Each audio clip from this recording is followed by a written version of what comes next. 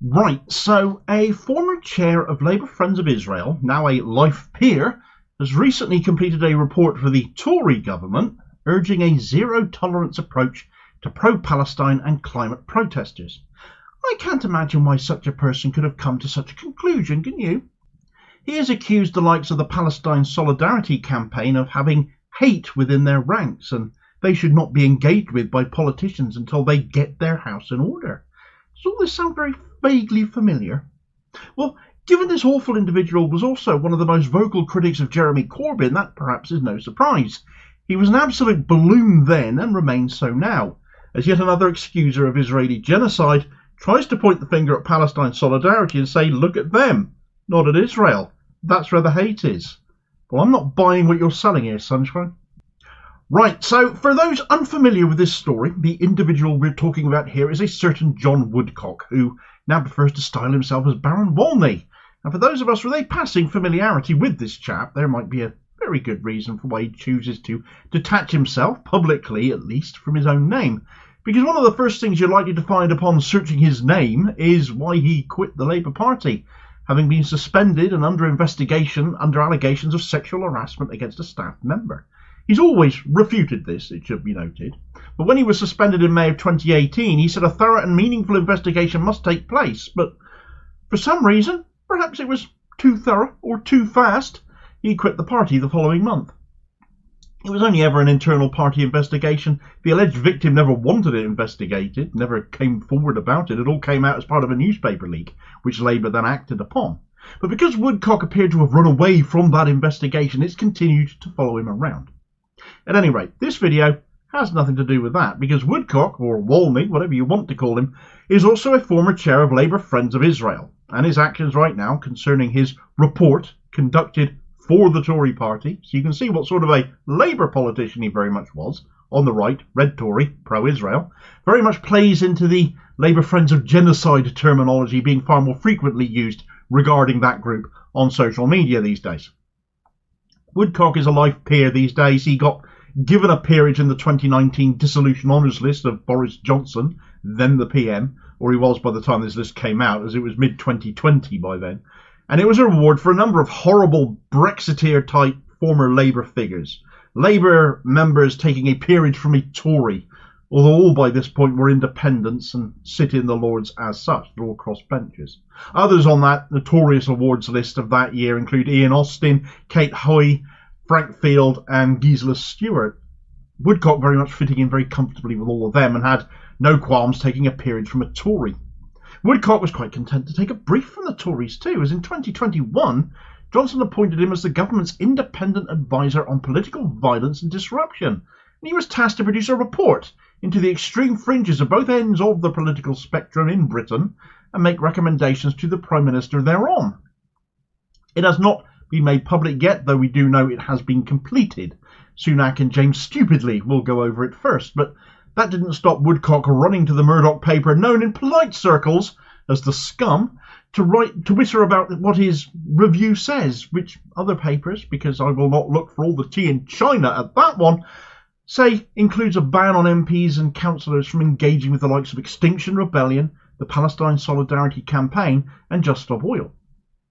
His report alleges that they should get their houses in order and flush out all of their hate, playing into Tory narratives of hate marches and mob rule, and thinks they should be forced to pay towards policing costs like sectarian parades in Northern Ireland do. Comparing standing up for Palestine to Orange Order marches, that's a fair old stretch now, isn't it?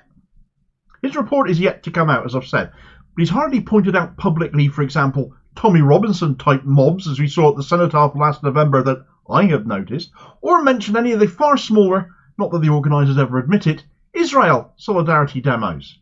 And this is getting to the crux of the problem with appointing so-called independent crossbencher Woodcock to do this review, because he is as biased as sin, being a former chair of Labour Friends of Israel, and enjoying much hospitality from them ever since, even as recently as January just gone.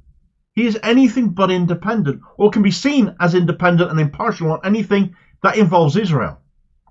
The brilliant foreign affairs journalist John McAvoy has written a rundown of Woodcock's Israeli links in Declassified UK, which reads, In 2011, 1 year after being elected as a Labour MP, Woodcock was appointed chair of the pro-Israel lobby group Labour Friends of Israel, LFI.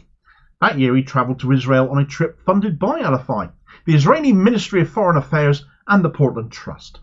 During the visit, Woodcock and 7 other MPs planted trees in Israel's Aminadav forest, around 7 miles west of Jerusalem, which was established by the Jewish National Fund, JNF.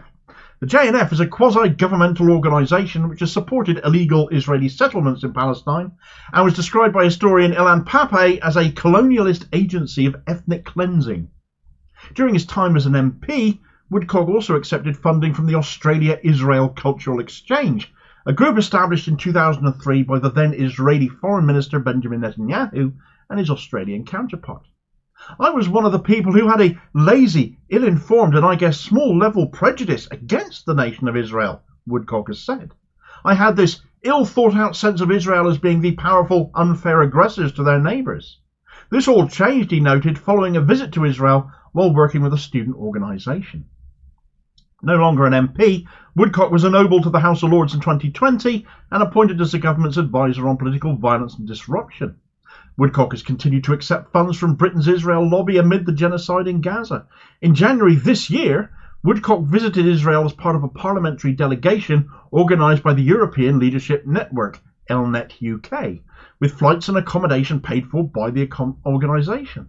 Woodcock apparently did not publicise his trip to Israel. It does not feature on his formerly Twitter page, and it gained no media attention.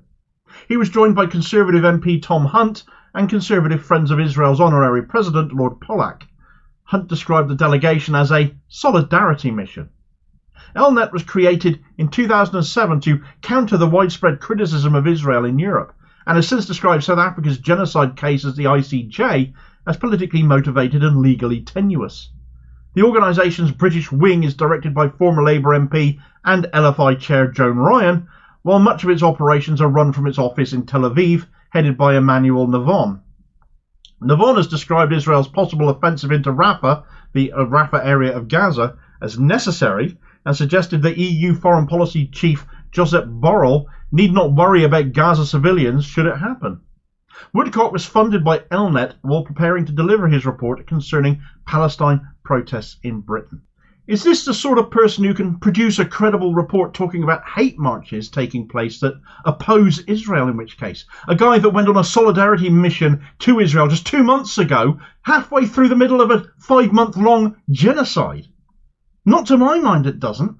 His report makes recommendations. That's all the report will actually do. They aren't laws. He hasn't got the power to do that. But the Tories and Labour, both, are being encouraged by this report to act on his recommendations. Labour, arguably under Starmer, would do so more readily than anyone else, bringing in laws along these lines, an authoritarian clampdown on free speech in the name of protecting us when it is complete and utter bullshit.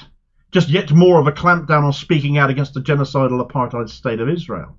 It is enabling genocide, supporting genocide, whilst banning objection to it. The hypocrisy in addressing extremism in this country when we're governed by the mob, looking at a review they commissioned by a guy totally compromised with his pro-Israel leanings. This should be an out-and-out scandal. Should be being shouted from the rooftops, and the protests, well, they will carry on. People will not follow a stupid, pointless, evil law based on any of this, that should it come to pass, that would be designed to do nothing but gag us as we continue to watch Israeli atrocity. My fear is we will see more weaponisation of Islamophobia to help justify that. The language of hate, the actions of hate are coming from mainstream politicians like Starmer, like Sunak, like Lee Anderson or Robert Jenrick or Suella Braverman, like Lindsay Hoyle, who got himself off the hook for wrecking the SNP ceasefire motion by blaming terrorist threats he hadn't previously brought up. And now Lord Wolney can add himself to this list, or in all likelihood will be once we get eyes on his review ourselves. These are the same people who will absolutely pass a law like this. Well, I won't be staying quiet about it either as a councillor myself or indeed on this channel.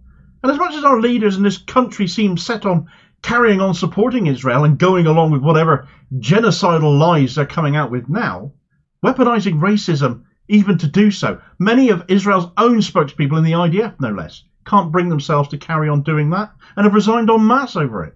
As you can see on this video recommendation here, I'll hopefully catch you on the next vid. Cheers, folks.